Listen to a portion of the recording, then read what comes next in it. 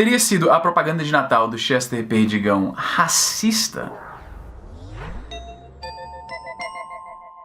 Como é natural, eu vou deixar esse disclaimer já aqui de cara. Sim, é um youtuber branco falando de uma questão que interessa muito mais a youtubers pardos e negros. Então, se isso é algo que te incomoda, se você acha que eu não tenho direito à minha opinião, a minha opinião é inerentemente ignorante ou até mesmo maliciosa, faça um favor a todos nós e simplesmente não assista o vídeo, porque isso aqui não é pra você, você não quer conversar, você quer apenas taxar as pessoas pela sua cor da pele. Se você está disposto a dialogar e conversar, então sinta-se à vontade para participar da conversa aí embaixo nos comentários. Mas basicamente aconteceu o seguinte, é uma polêmica bastante grande na internet por causa dessa propaganda do Chester Perdigão, uma propaganda bem curta de apenas 30 segundos, em que a empresa basicamente vende a ideia de que quando você vai comprar, é a peça deles, você vai comprar um Chester da Perdigão e aí eles vão doar um para uma família necessitada. E no vídeo, né, nessa peça, você vê duas famílias, a família Silva e a família Oliveira.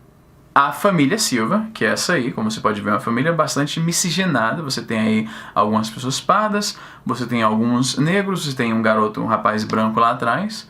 E eles estão explicando que eles ganharam um Chester da Perdigão através dessa campanha de que você compra um e você tá dando um outro Chester para uma família que precisa, uma família necessitada. Uma campanha bastante interessante, aliás. Uma coisa já de cara que eu devo apontar aqui é que é difícil declarar com certeza que esse cara aqui nesse vídeo é negro, aquele lá é branco, aquele é pardo, porque a iluminação na cena não é das melhores, a cena tá um pouco escura, não tem muita iluminação no rosto da galera, e dependendo do ângulo da filmagem, dá a impressão que, tipo, tem um garotinho, por exemplo, esse garotinho aí, em um momento da filmagem ele parece ter uma pele mais escura, em um outro ângulo a pele dele parece um pouco mais clara. Então, a meu ver, levando em consideração que a iluminação da cena tá um pouco mais baixa, e que não são apenas negros nessa família, claramente, né? É uma família bastante miscigenada como o Brasil, como nós somos, de forma geral, bastante miscigenados. A propaganda continua e aí a gente vê a família Oliveira, que é a família que comprou o Chester e, graças a isso,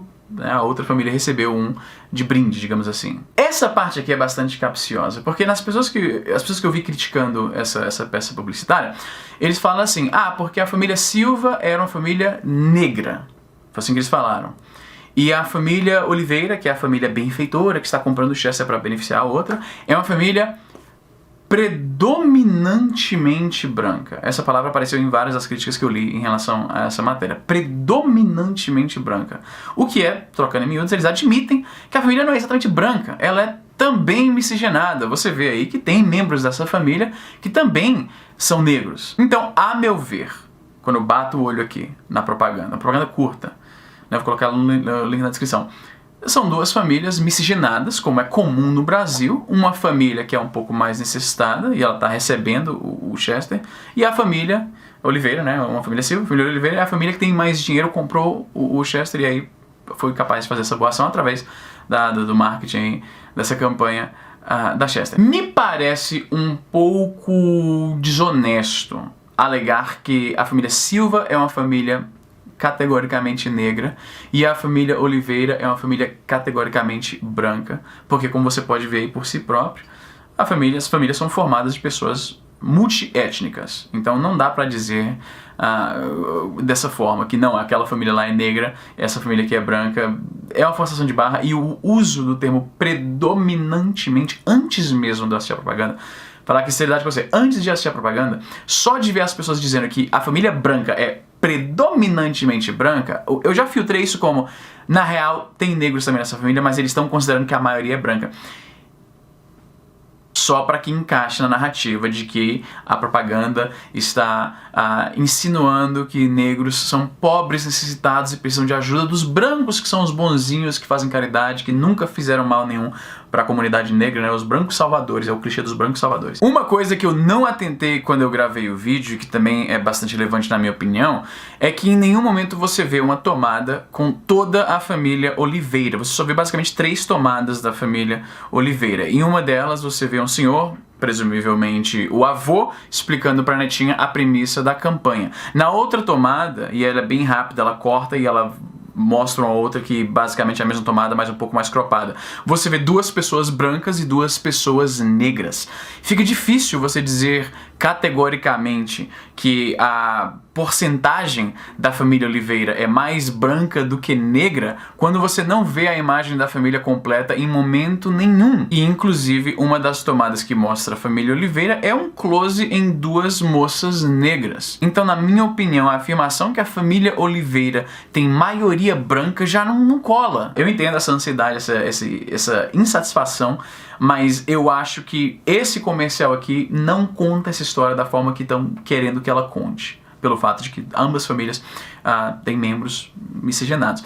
O mais importante, eu acho que talvez não seja isso. O mais importante é a dualidade da narrativa do negro desprivilegiado versus o branco privilegiado. A gente aqui no YouTube protagonizou de fato uma polêmica recente em relação à posição de privilégio, né, o desencontro de privilégio do branco e do negro. Naquela situação lá do MacBook do Spartacus, o vlogger negro que pediu uma vaquinha para consertar o seu computador e foi alvo de muitas críticas porque ele tentou colocar um certo ressentimento racial na questão de, tipo, me ajuda a consertar meu computador porque eu preciso disso para poder competir com os brancos, né?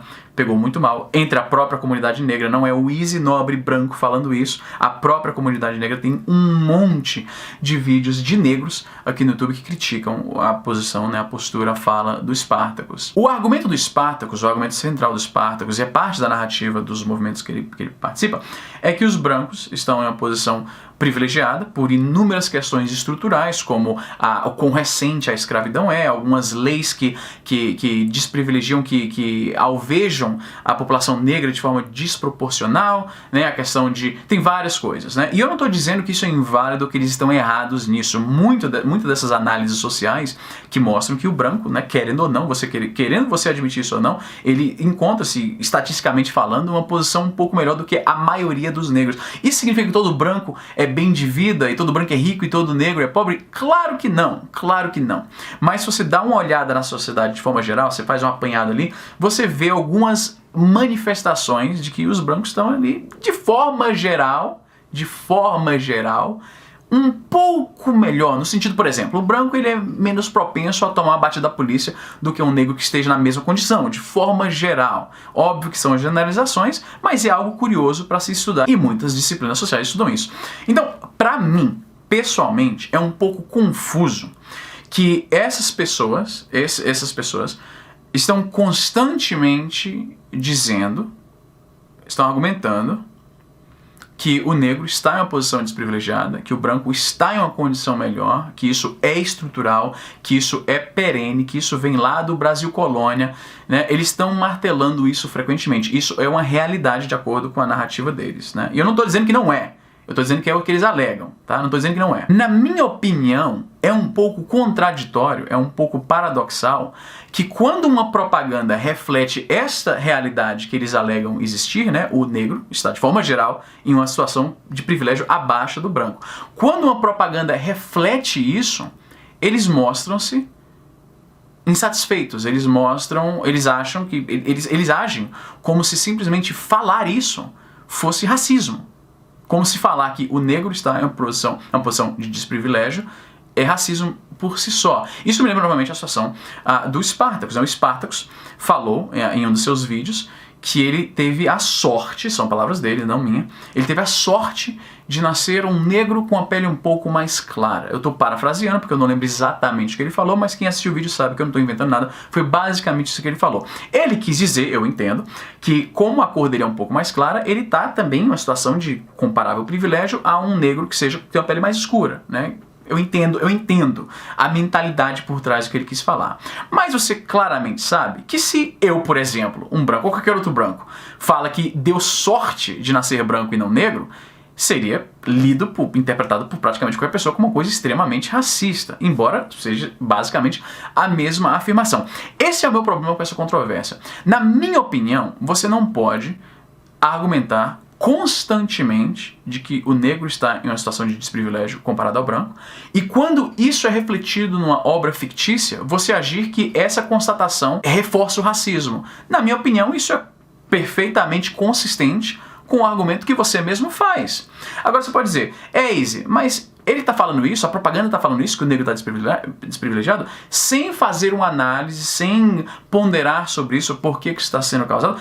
Cara, é uma propaganda de peru de Natal de 30 segundos. É óbvio que o interesse não é isso. O interesse desses caras, vou te falar qual que é. É pegar uma família, misturar bastante a representação étnica da família, para que não cause controvérsia, porque a gente sabe que o mundo da propaganda e representação de etnias é uma questão delicada. Então, na real, é isso. Eles pegaram duas famílias, colocaram pessoas miscigenadas em umas, pessoas miscigenadas em outras, e mostraram que, você compra o nosso peru, uma família que precisa vai ganhar outra. É isso.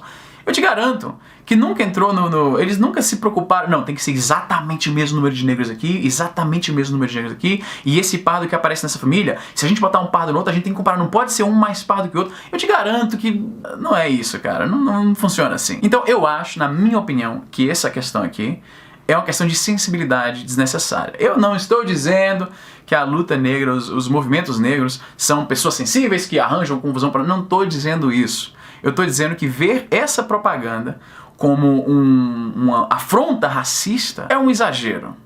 Mas essa, como sempre, é a minha opinião. Coloca aí, como sempre, nos comentários o que você acha dessa questão aí. Me siga nas redes sociais, se você gosta do conteúdo que eu faço aqui no canal. A gente tá quase em 500 mil inscritos. Finalmente, manda esse vídeo pra alguém que comentou isso aí. Coloca no seu Facebook, divulga o canal, porque eu preciso, isso ajuda pra caramba. Deixa o joinha, ativa o sininho, me segue no Twitter. Vamos lá bater um papo lá também. E é isso aí, gente. Eu vou ficando por aqui e até a próxima.